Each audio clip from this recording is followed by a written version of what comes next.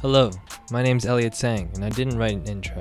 What you're about to listen to is the first episode of a podcast I'd like to call BBY GANG CONVERSATIONS, hosted right here on BBY GANG. I know, it's boring, it's another podcast, whatever. Basically, this podcast is just me talking to people.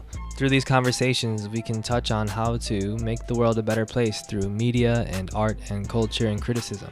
So yeah, today I'll be talking to Tosin, a Nigerian British-American commentator of soccer and general sports who hosts the Shirtless Plantain Show and can be better known by his Twitter handle, Nigerian Scams.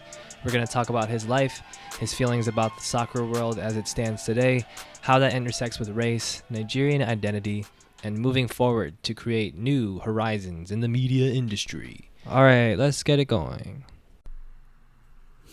All right, Tosin, how are you, man? I'm good. How are you? How's everything going? I think I'm okay. Life has been going quite interestingly for you. The Shirtless Plantain Show's back. Yep, it's back. You're still, out here tweeting, working on your projects and stuff. Yes, sir. How are you feeling about the present and the future going forward? I mean, it's usually unusual to start talking about the future at the beginning, but I feel like you're set in a really interesting place in your career now where things can go in a lot of really cool directions. I'm excited, man. Honestly, like I said, like one of the biggest things that when we started this show, it was actually just out of passion because we all love the sport. And again, I'm nothing without my team. I work with, how many of us are in the Shirtless Plantain Show now? You can shout everybody out if you want. Yeah. So shout out to, I don't want to say the names, but shout out to my guys, all three of them. They know who they are. Right. Shout out to our editor, Serge, and shout out to my boy, Panit. Those two came on a little bit later. But the original three, they're the ones who kind of like made me do this show in a sense. And it was just a beautiful journey because I was always nervous to be in front of camera.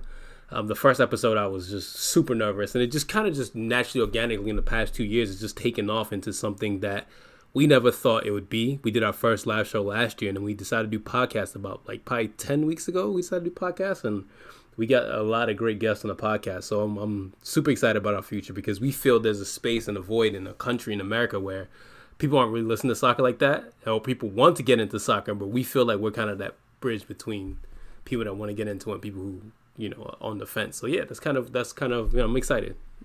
It's fascinating because when soccer is really trying to expand in the United States. You've tweeted a lot about NBC soccer before, and they do a pretty good job, at least on NBC. I haven't necessarily found the TNT and Fox presentations to be that I guess good, or ESPN. Like it's kind of hit or miss for me, and aside from that, people aren't really getting their sports so connectively from TV as they used to be.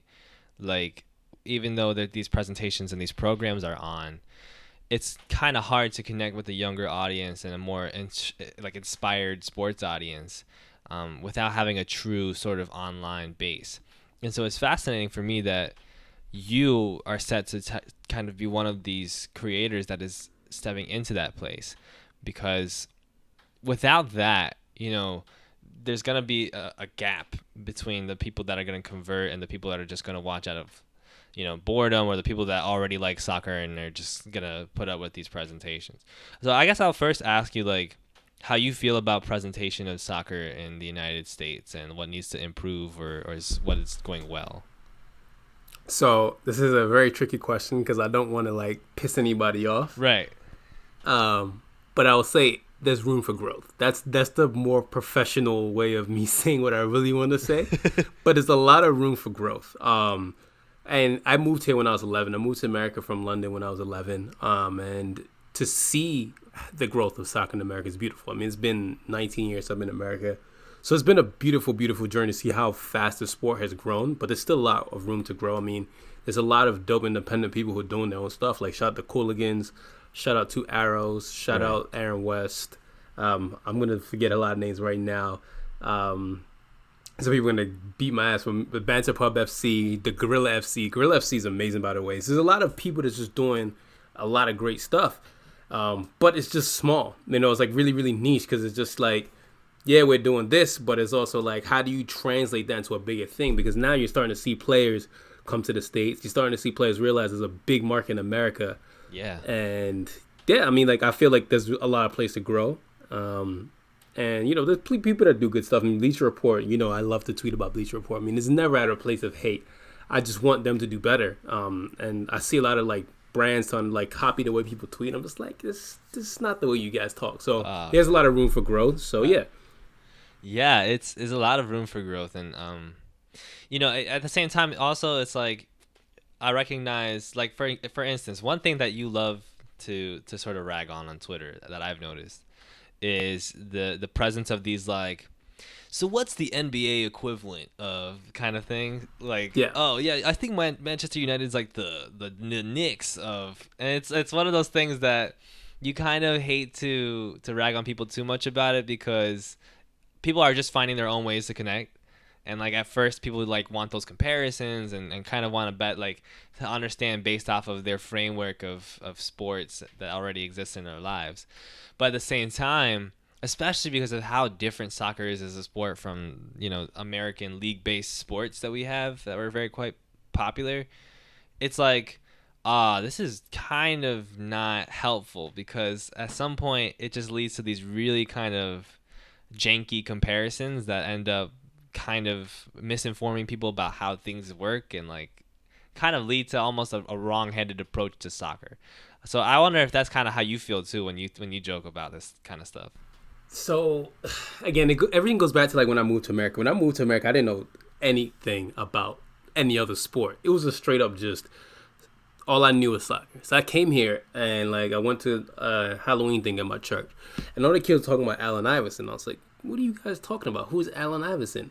And I just watched my first NFL game, and the first NFL game I ever watched was when the Ravens won the Super Bowl. So I didn't know anything about NFL, I didn't know anything about NBA, so it was just like I had to learn about these sports and learn about what the difference is between this and, like, you know, between the NBA, NFL, baseball, and, you know, soccer. So I found a good way of understanding it. It took me a couple years, but, you know, now I'm a huge Ravens fan. I'm a huge NBA fan. Like, these are my sports. Like, I love these sports. Right. But soccer's always my bread and butter. But it's like, I get it. When you don't know something, you're gonna want to go to something more familiar.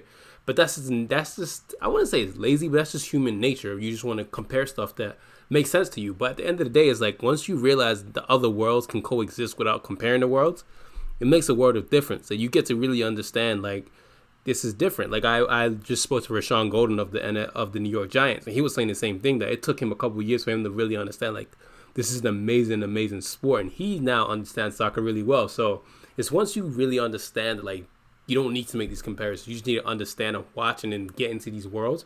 Then you understand that, hey, you know, it's beautiful. There's no need for There's no need for comparisons.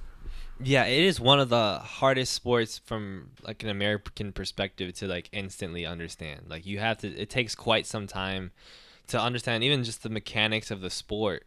You know, so I'm Dominican, and okay. I lived in the Dominican Republic for like 3 years. And you know what's funny is like Dominicans, you would think like it's all about baseball, and it kind of is, but there's also a kind of a culture, especially among I think middle class kids, that they follow the leagues, they follow the soccer leagues, they especially follow La Liga, and so there's like a lot of Madrid, Barcelona presence, and when you're around people who are genuinely passionate about it, and you're around people that understand also like this kind of multicultural aspect of it that soccer has, just, you know, better than in basically any other sport, that attracts you so much more than when you're sort of still in your own environment and you're not around people who really get it like that. And I think that I'm really fascinated because soccer is this sport that is so global and is so tied to culture and socio-political elements. So what I learned, what appealed me to soccer the most, even as I sort of grew out of the, you know, even after I moved out of DR, was like this fascination for kind of learning a bit more about England and a bit more about Europe and a bit more about these different cultures from these and these different countries that these different players were from. And it's almost like you almost feel so like fancy almost when you first get into soccer deep like that. Like I was in high school and it was like, oh, this is like a sport to really understand. Yeah. and it's so what fascinates me about that, particularly in speaking to you, is that you are quite comfortable bringing your Nigerian heritage forward in discussing soccer. I want to first ask, what age were you when you moved to the United States? I was 11. You were 11, so you were already quite comfortable. Once you're 11, you've grown quite a bit, and you're quite used to a certain way of life. Did you find adjusting in the United States to be like really difficult for you, aside from even the cultural or the sports aspects, I should say? Yes and no, because I hated it here. Like, when I was living in London, I got into the secondary school I wanted to go into, and this is a bit of a humble brag, but I actually signed with Charlton Athletic to join their academy at 11. So I didn't want to come to America. I hated it because I was like, yo, I'm about to go professional in like the next, like, give me like 5-6 years, I would have been a professional football player in England. But I hated it. Like, and I purposely wanted to get kicked out of the country. Like, I did everything not to adjust. But eventually you realize you're not going anywhere. You have to stick here because no 13-year-old is going to move to, 11, 12, 13-year-old is going to move to America, like, by himself.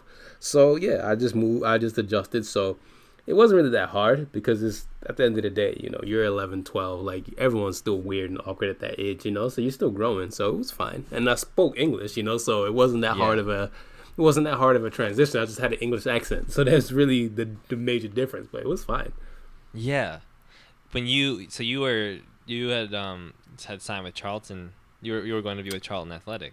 And then I was because I'm from South London. So Charlton Athletic was like the closest club to me, and played there like when I was 8, 9, 10. I did a lot of summer trials, did a lot of summer things with them.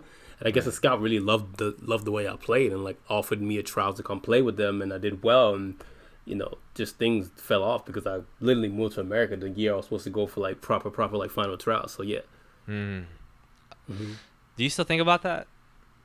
Nah, I'm over that, man. Like I'm completely over that. Like I always say everything happened in my life for a reason.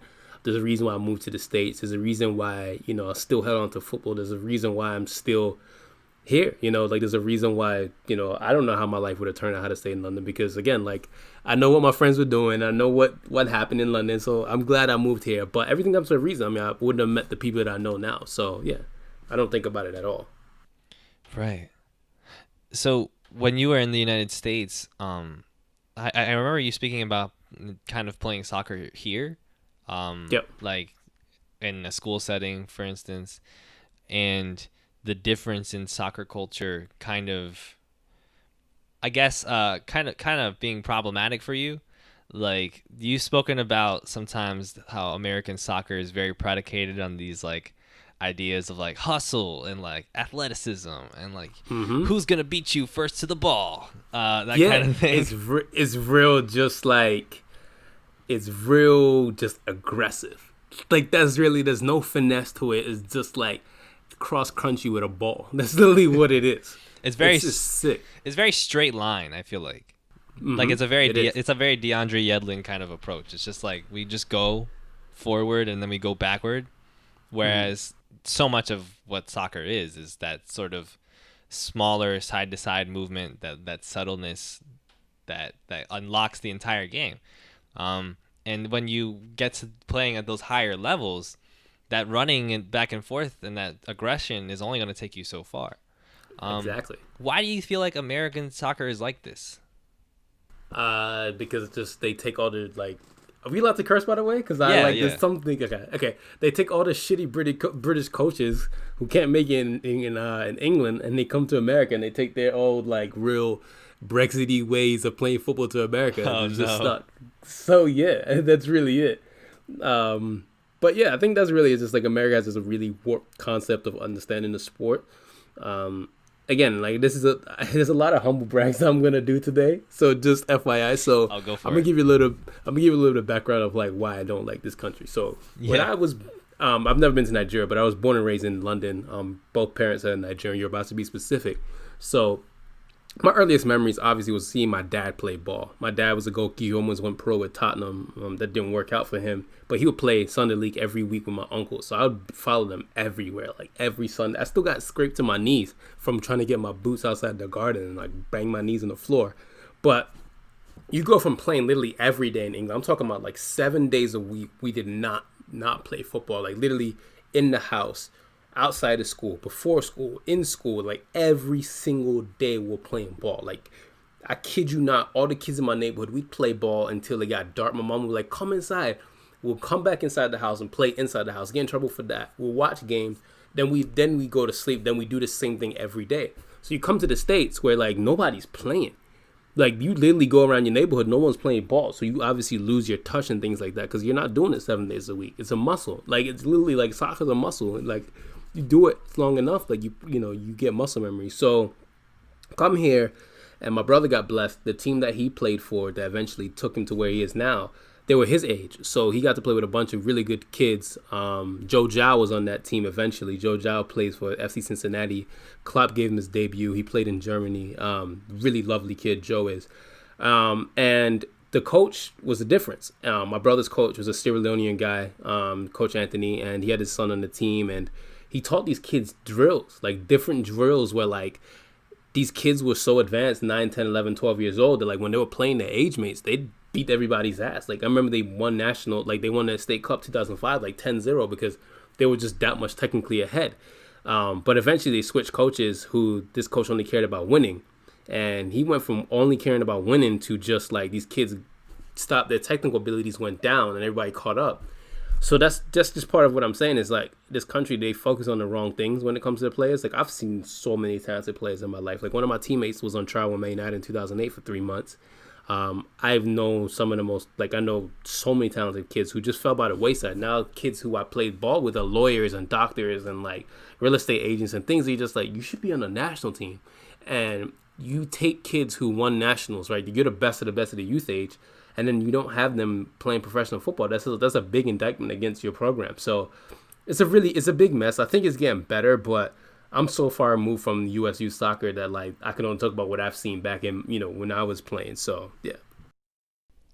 And a lot of this also, when people speak about American soccer and the American soccer sort of youth system and how it's trained into the culture, there's an aspect of money that always comes up. There's just this unavoidable aspect of this kind of pay to play, pay to get in certain places thing, that is just a huge blockade towards getting the right types of athletes. Because if you're going to have an athlete that's dedicated to something, it's like money cannot be something that gets in the way. But I'm wondering if you could speak a bit about whether it's in your personal experience or in your research, how that works and why is it that money becomes such an issue within American soccer? So it's pay to play here, right. And basically at this country, like you pay racks and racks and racks of money. In England, you just get into the academy and like it's not really paid to play. Like everywhere else, like soccer's a poor person's sport, right? Yeah. Like you just play in the streets to get scouted and all of this stuff. Like it's literally like a poor person's sport. Yeah, you just need a ball. Yeah, but in America, it's like it's almost like an elitist thing. It's almost like you're going to a golf club. It's like the best of the best. Like you got to pay for uniforms, you got to pay for travel fees, you got to pay for hotels, you got to pay for this and that. It's all at your parents' pocket. Now the best players in this country all come from poverty backgrounds. So when your parents can't pay for that, the best players don't play, and the best players who do play here are the ones whose parents can afford it, and that's why you have the suburban kids. So, I mean, I don't want to get too personal, but I've had instances in my own personal family, like when my mom and dad had issues with paying because of my brother, and you can see the pain in his eyes because he loved ball that much. So it's hard. Like it's really, really crazy when you see how much these things cost. And then not to mention, like when we grew up, I mean, this is not the same anymore, but high school soccer was important here. And when you have to pay to go to like private high schools, some of the best high schools, like you're going to schools at $30,000-$40,000 a year. It's insane. Like it makes no sense. So yeah. There's also this divide that people bring up when it comes to U.S. soccer about like women versus men. There's that kind of grand old conversation of like, the women's soccer team is way more successful than the men's soccer team, and what's the deal there? Is there systemic differences in how women are brought to play soccer versus men in the United States? man, this is a lot of it's a tricky one. You're hitting on all the subjects like I really want to talk about for a long time.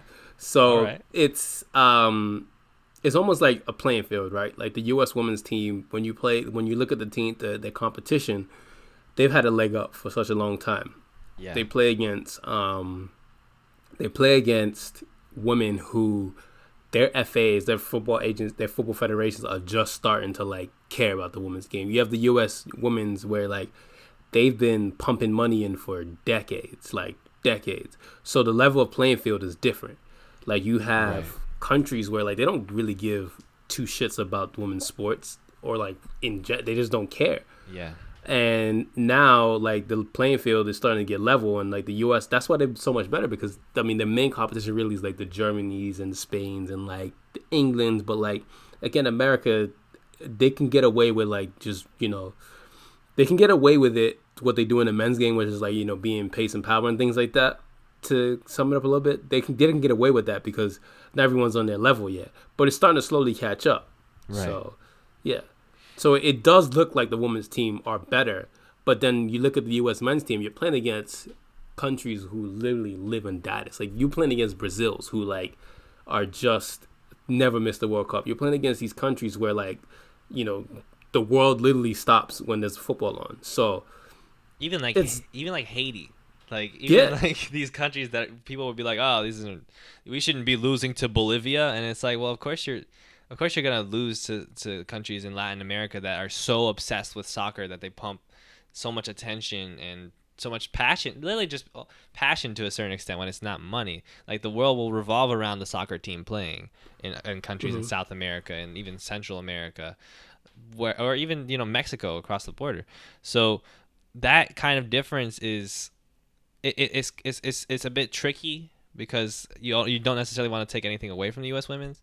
But it is something it goes to show kind of the difference between when you're shown like true attention into something and like where the line can draw between, all right, we can pump money into something, and where money is just not enough.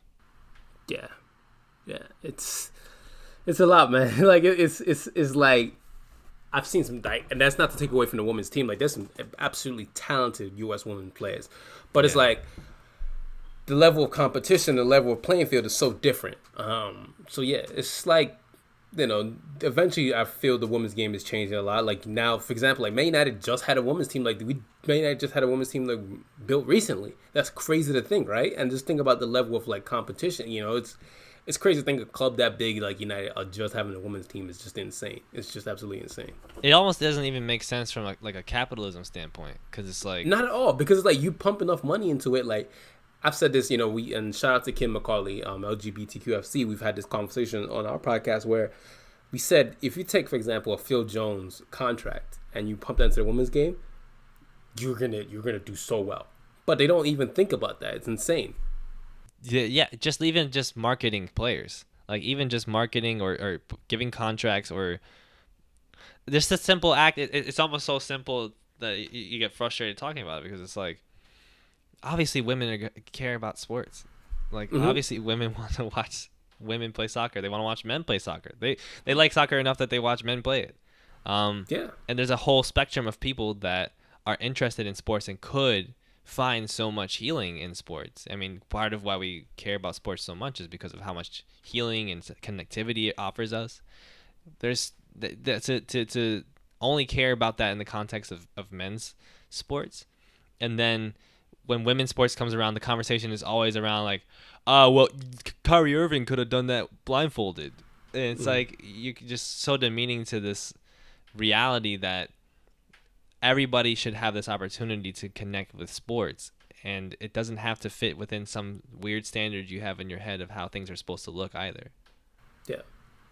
So I also want to backtrack a little bit, because you spoke about Man United for a second, and you're from the south of London, so I just wanted to make sure I figure out how that happened. Like, how did you become a Man United supporter? So my dad, love him to death. That's my guy. He's the reason why I even love this sport in the first place. My dad, when he left Nigeria to come to England, he was watching TV. My dad used to live in North London. She used to live right near Highbury, and the first team he ever fell in love with was Liverpool. And he fell in love with Liverpool, and so he wanted his kids to be Liverpool fans. And I've always been, and if you ever see my tweets, you know who I am. I've always liked to poke. I like to cross the line and poke the bear. So Liverpool's biggest rival is United, obviously, and I hated Liverpool. I didn't like them growing up. And I was like, what's going to piss my dad off is me becoming a United fan. And then I like kind of geared towards there. He got me a Liverpool kit, the white and green Adidas one. I told my mom I don't want it. Take it back. Got me a United kit. And then Andy Cole joined in 1995, and I was sold. Once Andy Cole joined, because again, like representation matters. You see a black striker, you're like, yo, he looks like me. I'm 5 years old making this conscious decision to be a United fan. So from 95 on, I've just been stuck with United, and I'm going to be United to the day that I die. So, yeah. Well, that's also, you're touching on something that's really important that I wanted to speak about, which is that aspect of representation. Like I had kind of started touching on earlier and then somehow got sidetracked. But you still speak about the black players in Man United a lot. You speak about black players and African players or diaspora players quite a bit. And there's a very heavy conversation that surrounds how black players are treated in the world of football. In particular at Man United, you see this level of scrutiny placed on players like Pogba, placed on players like Rashford, not so much on Greenwood yet. Not yet. It's going to come. Yet. Players, especially that are black, who might choose to express themselves in ways that are sort of more related to their own culture rather than try to fit into this sort of white boys club that soccer has often become, are very much ostracized often or put in these categories as being difficult or being problematic. And I'm fascinated because you, as a black person who is a commentator on soccer and who speaks about soccer so often, have often pushed back against that and often speak quite openly about what you sometimes call racismo or just racism in so many different federations of soccer. So for you, when you got started in that journey of speaking about soccer, how much was race part of the conversation in your brain, and how did that sort of develop for you over time? So you mean like me now, like becoming just slowly becoming more and more into like football media and things like that? Kind of just even before, like even whenever you got started doing the scam stuff and started doing the Shirtless Plantain Show, and took to media to speak about different things. Like, how much was race in your mind when you were speaking about soccer and when you were figuring out like how to further a better conversation about soccer, etc.? I mean, from birth almost. Like, being black, like you're made aware that you're black early. Like I remember like primary school, I was not on some teams because I was the black kid that like spoke out a lot. I was always like, even when like my dad would tell you there was a team called Birchmere, me and my brothers literally destroyed these kids. Like me and my brother literally were just like so much better than everybody else. And like so many black kids would tell you this, like we got shoved out wide, we were doing all these different things, but we're technically so much better than everybody else. So it's always been there. Like we know exactly what the stereotypes are. And it's just like, even in the professional setting, this, like, and truth be told, part of the reason why I'm pursuing the Shirtless Plantain Show even more is because, again, it goes back to racism. Like, you look at a lot of these, because I'm in the creative field, I work in advertising, and a lot of reason, like, I can't find jobs, and sometimes I wonder, is it because I'm black or is it because I'm not talented? And it's like, I don't know anymore. It blurs the lines. So then you look at, like, soccer in general, right? And I look at the media aspect, and like, truth be told, there's really not that many black presenters. And when there are black presenters, they're kind of buttoned up. They don't really want them to beat them. You can kind of see now, like your Micah Richards, your Patrice Evers, even Ian Wright now is starting to realize, like, I got to be Uncle Ian. And they're starting to slowly realize, like, yo, there's a certain way of like talking to players that they feel more comfortable. So it's always plays a blow over my head. One of my good friends, David Butler, he actually works for 433. And his first interview was with Balotelli, and he told me how comfortable Balo was with him. And I was just like, a lot of black players, when they see black media people, they feel even more confident and more comfortable because we come from almost like the same struggle and the same story, and they understand that. So yeah, it's always played like a big factor in my head, but it's never something that's on the forefront. It was just one of those things that like you just actively deal with and you know about. It just, it's just there. It's just there. It's like the elephant in the room almost. Yeah, and it's obviously race is inescapable in all conversations, but it is quite frustrating for, especially if people want to break into an American market in soccer, to see that there's still this very sort of stuffy white kind of ideal type that is sort of placed in these situations to talk about soccer, like God bless Taylor Twellman and God bless all the folks that are at NBC Sports and everybody, but it's almost as if you would think that soccer isn't a sport for black people, the way that they present soccer, the way that people talk about soccer in these realms. It's almost as if they feel like, oh yeah, soccer is not, it's not like basketball. You know what I mean? Where that couldn't be further from the truth. So for you, your Nigerian heritage and your heritage from being from South London, how does that inform you when you talk about soccer? Like, do you feel like you view the game, or you view certain situations differently as a result of that, or a result of your experiences as well? 100%. 100%. I grew up in London in the 90s. So, like, if anybody ever tells you what London was like in the 90s, you basically grew up in Kingston, Lagos, Accra, Islamabad, New Delhi. Like, you basically grew up in India, Pakistan, Somalia, Jamaica, Nigeria, and Ghana all at the same time. And Jamaica, like, literally, like, you grew up in these different cultures all at the same time. So I have a very, like, eclectic worldview before I came to America. So I already understand, like, the POV and try to have as much empathy as I can towards other people and other minorities, because that's just what you see when you grow up in London.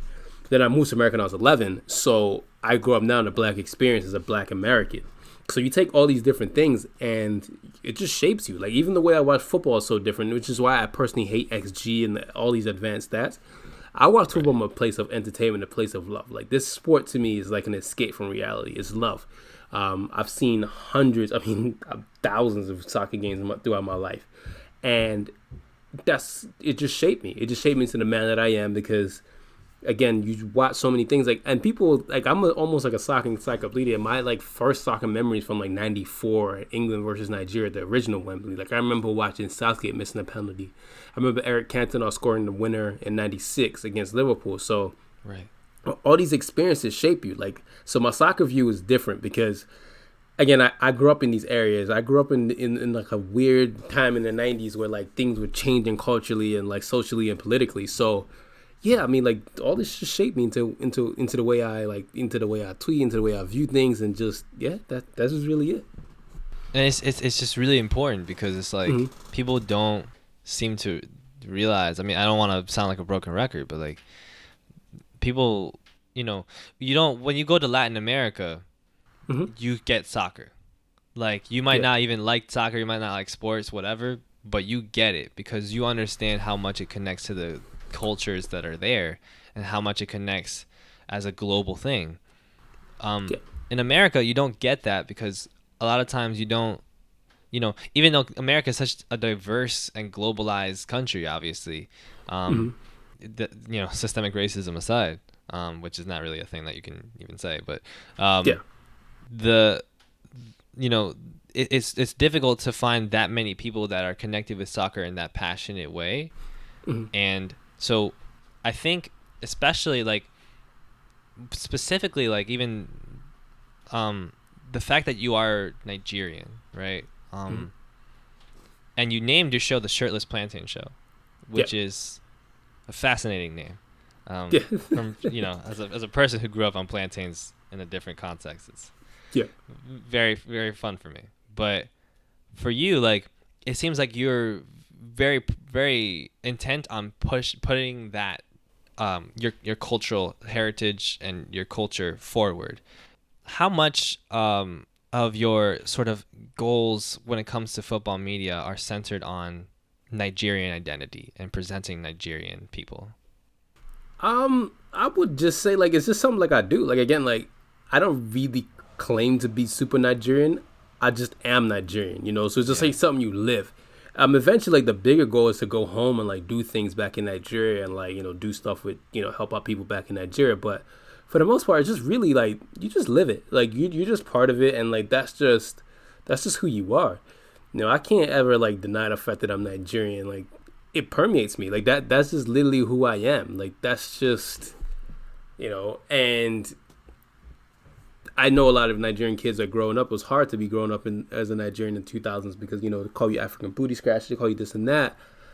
But it's once you realize and you accept that this is who you are, and like you just live it. You just are. And I always tell people all the time I'm a Nigerian hybrid because there's a lot of things I take from the culture and I don't take from the culture, and I mix it here and there. Like, for example, the way I speak and the way I'm not, because I've never been to Nigeria. That's an aside, by the way. A lot of people don't know I've actually never been to Nigeria. Right. But I speak Yoruba fluently. But I always know it's my cornerstone. Like, this is where I'm from, and I have to understand that this is where I'm from, and this is a very key part of the man that I am today. So yeah. Yeah. It's just it's a very important thing. On many different I wanted to ask you too, because your name is you go by Nigerian Scams. Yeah. So it's like almost as if you embrace like you embrace the culture to the point where it's like you let the stereotypes kind of roll off you. People have had these stereotypes about African people. I mean, people still say Africa, like as if it refers to this small, like a one country. Yeah. Yeah. In Africa. Which is the farthest conception of what the African continent could be like. But for you,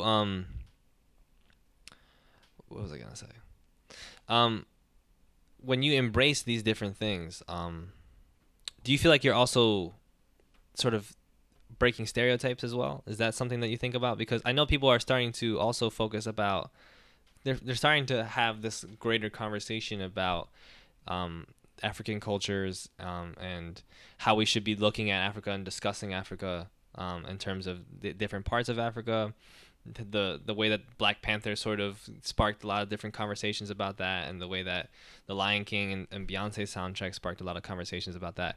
It's like in media in general, and in American culture in general, I'll say there's a larger conversation of, oh well, let's figure out sort of what's going on in Africa a little bit more. There's almost like there's this people are starting to finally deconstruct their prejudices against the continent a little bit. For you, like, do you feel like deconstructing prejudice, or do you feel like fighting stereotypes, embracing stereotypes, is that something that you think about when it comes to the media that you create? I think it's just funny to do it. I think honestly, like, I don't even like, when I first started the Nigerian Scams name, it's because I had a Tumblr. And I was like, what's going to get people to get me more followers so people can know who I am?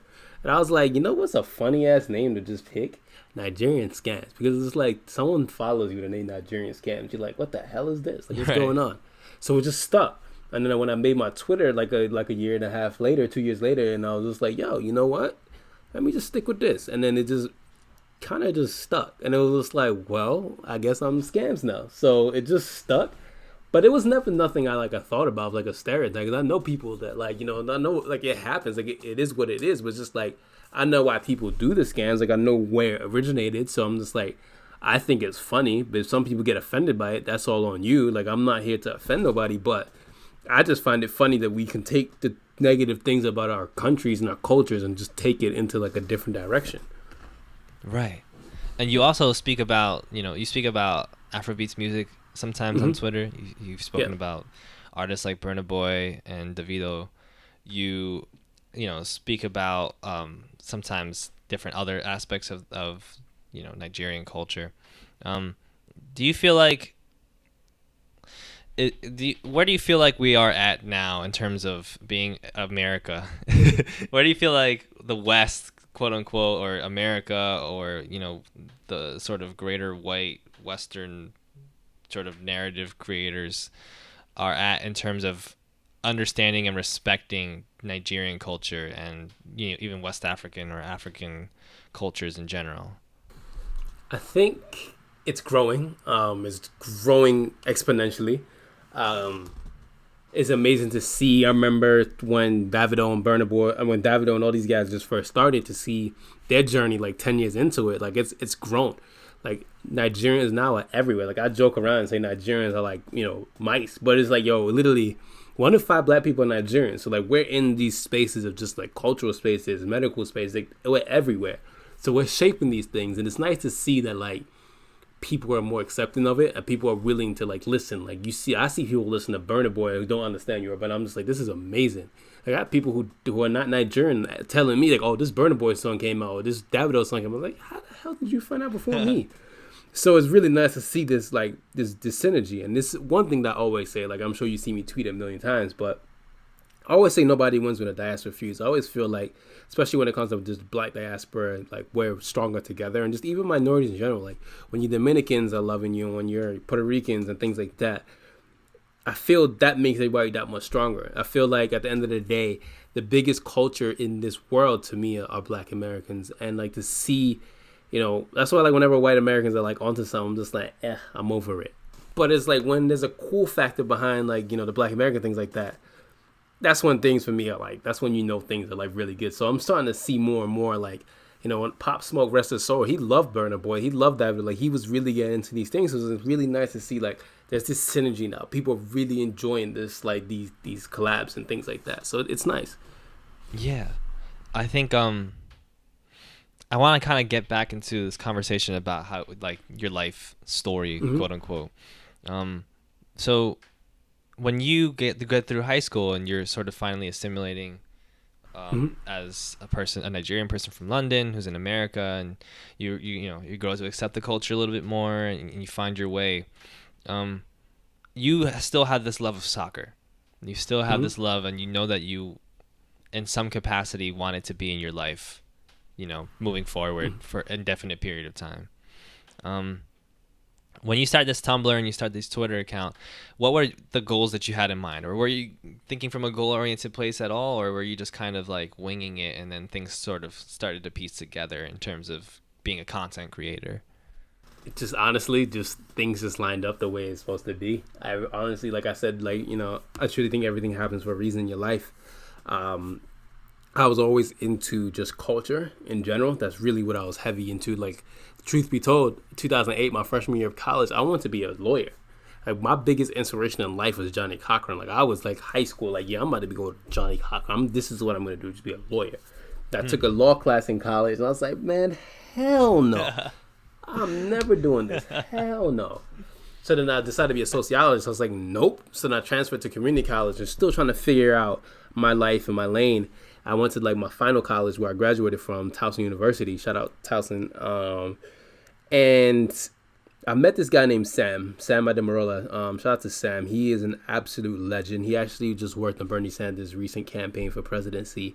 He was the video guy. And Sam, if it wasn't, and again, like it goes back to I truly believe this. If you meet certain people for a certain reason, I didn't know anybody in that school. I was just a transfer student who had no friends at a new college, and I met this guy named Sam who literally said, hey, come out to this event. And we started talking about careers, and he was already on the media track. He was like, yo, you should think about this. So 2012, I became a communications major, and that's when I found advertising. I was like, yo, I'm going to get into advertising, began into writing. So I ended up like doing the advertising track and like a media track. So I started doing like stuff like strategy and brand work and brand development, which brought me to New York, where I was working for Adidas, and I ended up working for Ogilvy, which is a PR agency. And then after that, I worked for MSL Group. And then that didn't work out. Again, it goes back to the race thing. Like, I wanted to be a copywriter, but nobody was giving me the chance. Because, again, like, it's all about who you know. And nobody was really giving me a chance. I was emailing people, like, you on my LinkedIn now. It's literally, like, I've done, probably in the last, like, 3-4 years, I've done, like, 700-800 job applications. And I kid you not, I've done that. And when we started the Shirtless Plantain Show, I was actually doing another podcast, Creative Hub, with a now defunct group called the New Ultras. And that didn't work out, but that whet my appetite. That made me realize, like, yo, I want to do something with soccer. Like, I love this sport, but how do I go about doing it? So when we did the Shirtless Plantain Show, this is after I came back from New York for like a second time, and like I was selling cars at this time. Like, this is how bad it was for me. Like, I was selling cars. I was selling Audis, and I was like, yo, I don't want to sell cars. I don't want to go back to retail. So I went back to working for Burberry after I quit Audi, and then I was like, yo, I don't want to do any of this. Like, I want to go back and like getting into copywriting, and I was doing copywriting, and I was also doing the show at the same time. But it was just like, I don't like this, man. Like, I don't like going to work every day. Like, I want to just talk about soccer. So I started getting into the media stuff just because of just frustration. Like I started looking at landscape. I was like, okay, I have this following. How do I turn this into something? So now it's like become this brand where I'm just like, yo, this is something. We have something here. Like I was telling my friends, like I don't even mean to like brag or nothing, but I genuinely feel this is something special. Like I really feel we have something good going on. So it's just like it was a series of fortunate events, not unfortunate events, but a series of fortunate events that led me to where I'm at today. So yeah, it's a long-winded answer, but yeah, that's really it. Not really. It was pretty succinct. I feel like it's fascinating how people, you know, I the last person I spoke to for the podcast setting yesterday was this reporter from Korea, Kang Hye-ryun, who was also kind of like, I was just, you know, kind of finding work and doing things I was interested in, and it manifested into me being into this position where I'm at now. It's so fascinating because when you're going to college here, or you're going to school here, or just growing up, regular experience is like, what's your dream? What's your goal? What are you going to be? And there's this very heavy sort of capitalistic pressure put upon everybody to make something of themselves, quote unquote. Yeah. So you attach yourself to these ideas of like, this is what I want to be. I want to make this amount of money, work here and in this state. And in reality, you know, especially you're a kid, like you don't really know like whether that's the thing for you or whether it's going to be as fruitful for you as you imagine it will be. But you're sold this idea that you need to have this dream, this big dream. For you, it seems like you had these dreams of being a lawyer, but you were able to recognize quickly that like that wasn't for you and it wasn't connecting with you in that present moment. And by being present and following the things that were around you, you were able to create something that is basically like looking back, like you would have thought, oh, this is exactly what I want to be doing. Like, this is really cool. Mm-hmm. For you, like when we get into these larger conversations about, like you said, sort of POC solidarity, people needing to bring diversity or representation into these different realms. There's a larger conversation about media and how so much of media is being controlled right now by very large, incredibly wealthy white neoliberal institutions.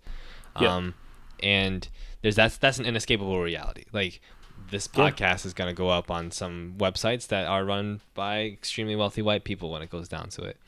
And there's a lot of people that feel like building wealth and getting to that next level where, you know, okay, it's going to be, you know, Dominican people in those seats. It's got to be black people or Asian people that are owning these massive institutions.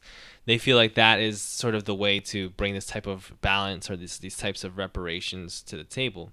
But as we sit in this current moment, sort of socially and politically and economically, a lot of people are starting to realize that being, you know, a rich person of color does not make the system balanced or just at all.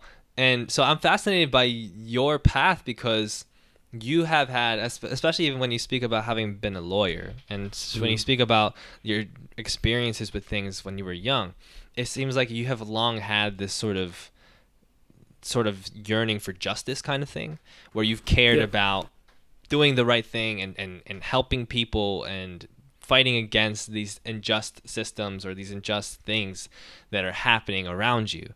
So even now that manifests and you know, sometimes you criticize media companies. I know that there was situations happening at Barstool that you spoke about on Twitter. For you, how much do you, at this point still, even though you're ostensibly just talking about soccer and just having fun, like how much for you is there still a sense of, I need to find some sort of justice, I need to do some good, I need to change some things? It's every day. I mean, you know, especially being a black man who's aware, like I'm very privileged. I always say it all the time. Like I'm a very, very lucky immigrant in America that like I went to these really nice schools. Like I went to private high school. Like most foreign kids aren't doing that. Like I went to a really nice private high school. You know, I've been in places and spaces and know people that like I shouldn't know, but I'm in places where like, you know, the average person just like, holy hell, how the hell have you been there? But it's like how do you give back? Like I went to school, so I'm from Baltimore. Like I'm from Baltimore County. There's a big difference in Baltimore County and Baltimore City. But like I went to school in Baltimore County. My high school was about like 15, 20 minutes away from a school where like these kids don't have AC in the summertime. Like they don't have heat in the wintertime. They don't even have textbooks. And my school built a $7 million baseball stadium. My school had a $2 million high school like cafeteria renewal. So for me, I was aware from early that this shit is not fair. It's not like everybody loves The Wire, but it's just like you watch season 4 of The Wire, you see what happens to these kids. Now imagine like someone like Naaman or like, you know, Michael Lee or any of these kids had like any sort of shot of chance in life to make it, like they have any opportunity, they wouldn't be selling drugs. But that's all they know. So it's just like you have to come from a place of privilege to understand like, yo, how can I take my privileged self and help other people out? So every day is just fighting against the system that like, yeah, you can do well and live cozy, but it's like you have to help others. Like that's just natural. You just have to give back to people who have less than you. I just personally feel like that's what you're supposed to do as a human being. No one should get praised for doing right by their fellow man. Like that's literally what you're supposed to do. It's fascinating because even literally in The Wire, like Naaman was probably like the most foul, like like the kid that was seen to have the least potential, and literally by the end, because he had this opportunity, he was the one who was going to like prep school. Like he was the one who had this future that was in front of him. Whereas but the other kids didn't. Yeah, the one kid got stuck in the group home. The other one ended up selling drugs. One became a junkie. The kid who was in the group home was the kid who was like the nice kid. Yeah. And all of a sudden he turns tough because of the situation that's around him. It's really a fascinating conversation because there's this balance between, you know, you want to bring yourself more success and you want to move forward, you want to make connections, but at the same time, you don't necessarily want to play all the same games. Like you don't need to, like you don't feel a need to like be handshaking with everybody.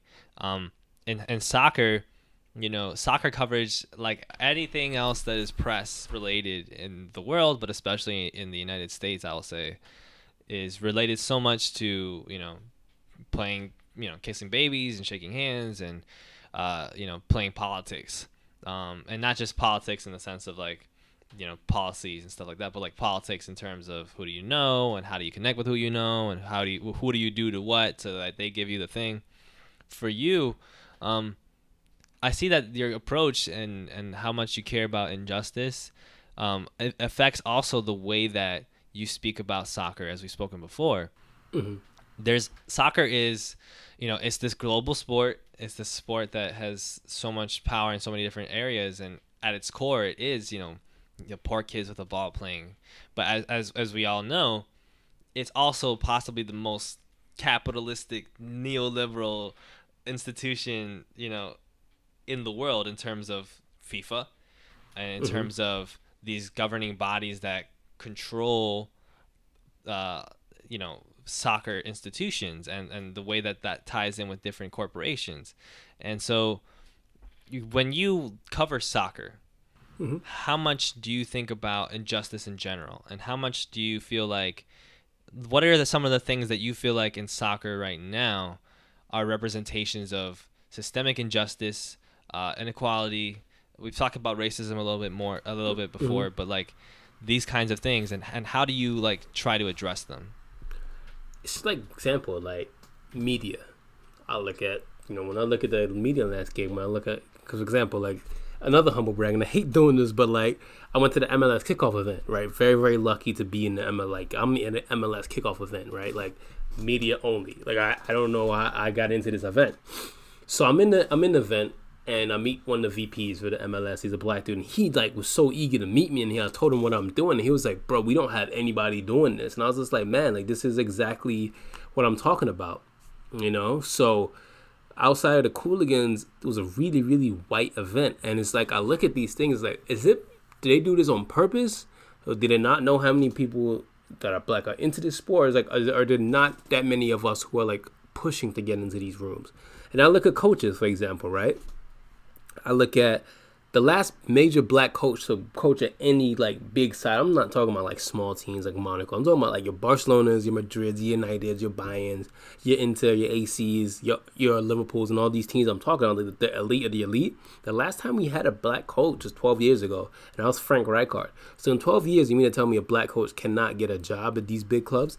Sounds weird to me. And it's like those things, like the media, the coaches, even the way the players are spoken about, even the way the players are covered in the media, like they attack Pogba all the time. They did the same thing with Balotelli. So it's just like these people don't understand where these players come from, and those are the things I think about every day, because it's just like, man, if we could just at least get some of us to like be in these media rooms, some of us to interview these players, to tell these stories, to like really make people understand, like, yo, these players, they go through a lot. Like, not only are they talented black players, but they also have to face racism too, So that's really where I see, honestly, those places.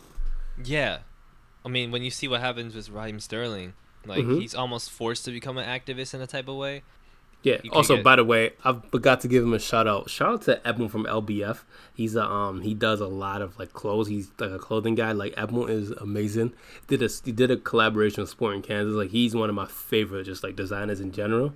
But he's a really good soccer man. So if anybody's ever looking for like actual soccer like clothing from like a really good perspective, Edmund from LBF. It's called Live Breathe Football. They do some amazing stuff. Yeah, like there's people out here that are doing the thing. Like when you said like, oh, is it that people aren't pushing enough? I mean, maybe in a sense, yes, but like what you learn is that there are so many people that are trying to push and just don't really know how, or don't really have the resources to make it look like they're on the map, even though they're trying. Yeah. You managed to leverage a lot of things to build this platform to where it is now, and I think what's tricky also is that, like I was saying, that the trickle down effect affects the fans in a very polarizing and kind of nuanced way, where you see there's so many people who consume soccer who are fans of football clubs, devoted fans, and are just outwardly racist. Like, there's this culture like it's okay that fan clubs, that ultras, I mean, I don't want to speak about ultras because that's a whole thing, but yeah. I'm not trying to get in that problem. But like just regular fan sections of regular people who work, working class jobs or whatever. There's this culture wherein racism is this gag, wherein racism is this sort of way of viewing the sport, and a lot of it is related to football media, but a lot of it is related to media and culture in general. For you, like, have you ever felt like that sort of racism that affects fandom in soccer has sort of put you in an ostracized type of place? Because in the media capacity, you've spoken about that already, but like even from the fan level, there has to be like a lot of there's just a lot of segregation, and there's a lot of just outward bigotry. I just feel like it just ties back to society. Like, there's really no separation between ball and sport. Like, it's really just like, yeah, we can say football's an escape, but like, at the end of the day, like, when you see these fans like are just racist, I'm just like, well, you're just as racist in your real life, just as you are on the football thing. So it doesn't like, it doesn't really like change for me. It's like, at the end of the day, like, at least you're showing me your true colors type of thing. Right. The kind of thing where it's like, oh, now Trump got elected, now the racists are starting to show their face or whatever. Yeah, it's just like this is just part and parcel of just the life that we live, like people are going to be who they are, and it sucks, but that's just who they are. When you look at the Shirtless Plantain Show and you look at your platform in this moment, looking towards the future, what are some things that you have planned, and why do you have them in play? Man, there's a lot of stuff that I really want to do with this brand. With this brand, I mean, like, first of all, I just want to give all my boys opportunities. Everyone that's helped me out on the show, whether it's like graphic design, whether it's editing the video, like whoever's helped me out, I just want to give people a platform to shine. Because it's much bigger than me with this show. I'm just the host and just the crazy guy who says whatever he wants. That's just who I am. But there's other people who work hard behind the scenes who you guys don't really see. So shout out to my guys. But really, like, we just really want to be a voice in this sport. We really want to be this unique voice that, like, knows ball. Like, we are some real life soccer nerds. Like, this is our shit. Like, this is, when I say, like, if there's one thing in life that I know better than breathing, it's soccer. Like, I know this sport like the back of my hand. So really what I want to do is I want to give us to be the bridge between popular culture in America and just popular culture in general and football. Like, we literally want to be that bridge almost, and we'll do whatever. Like, we do, we start off with YouTube, now we're on podcasts. Like, I'm, just thinking of 5 years from now, 10 years from now, just every day just growing and growing and growing. So I don't know what the future holds, but we just keep rolling with the punches and see where things go. So, yeah. Right. And do you, are there particular things that you dream about doing? Like, even on just like a casual tip, like, oh, wow. Man, honestly, the dream goal is to go do something with United. Like, let's keep it a buck. The real goal is to do something with Man United. I don't care what it is. I just want United I literally just want to do something with Man United. I'll be good. Like, I want to meet Sir Alex Ferguson before he dies. Like, I want to meet Sir Alex. I want to meet Pogba. I literally just want to do something with United. Like, that's my love for that club is insane. So that's really it. I mean, I can't hate on that. Yeah. I don't think anybody can hate on that. I'm gonna ask this last question, but okay. I can take it out depending on your answer. So I'm not trying to put any pressure on you. Yeah. But given my platform and the type of the folks that follow me, I do feel an obligation to ask if you like BTS. You can answer however you want. I'll edit it out if necessary. Okay. First of all, BTS is your platform, right? BTS is a group. BTS is a music group. Oh, the K-pop, right? Yeah. So I don't really listen to K-pop. All right. I've literally never listened to K-pop, but I do have respect for it. Like, I understand what's going on with K-pop. Because again, one of my favorite musicians of all time is Teddy Riley, and I know Teddy Riley has his bag in K-pop, but honestly, truth be told, I don't really listen to K-pop like that. Like, I have my genres. I'm down to listen to anything when it comes to music, but I literally have never touched on like K-pop. So yeah. All right. One day we can get that conversation rolling. Yeah, one day. We don't need to, but one day possibly. All right. It's been a pleasure talking to you. Thank you so much for having me, man. I think it came over really well, honestly. It's been great talking to you, and I have to thank you. Appreciate you. No, I appreciate you for having me on, man. Like, I love telling my story to people because it's like a lot of people think when they see me and like see the show, they think like, oh man, like you guys are doing amazing things. It's like, bro, we still got a long way to grow. I mean, this is baby steps. We've done a lot of great things. I mean, this weekend we got on some, like, I can say it now, but we have Grant Wall this weekend, which is one of the biggest journalists for soccer in America. So yeah, we're doing great things. It's just every day just growing. I mean, like, we're still a baby, like, baby media company. 2 years in, we've just been doing this for 2 years, so it's really not that much time we've put in, but we're getting there. So I really appreciate you making time for me, man. I honestly do. Of course. Like, when I speak to you, you have this passion and like this it's not even like this like so raw, because it's like you concentrated it so well and you're just talking about these things, and it's like, I have this shared like appreciation and interest in a lot of the things that you're talking about. So like, I could just tell that you're in, like, even the way that you would speak to and the way that you would answer some of the questions, like, oh man, like, I really want to talk about this, that kind of thing. Yeah. And I mean, that you have a lot to say, so it's gonna be really interesting seeing how you grow moving forward. I'm looking forward to the Grand Wall thing because that's gonna be fun. I'm excited for that, man, because it's like Grant's coming on to, like, we like to say we're reckless as shit. Like, we don't care. Like, we don't care at all what we say, but we are respectful. But I'm excited, man. I'm excited to see what we're gonna do the next couple of years. So yeah, once again, thank you for having me, man. I truly appreciate that. Of course, no problem, Tosin. It's been a great time. I'll put this out sooner or later. It's not gonna be too hard to edit. So thank you again, and just send me the audio when you're able to, and let me know if there's anything you want me to take out or put in or whatever the case might be. All right, man. Take it easy, okay? All right, you too. Peace. Peace.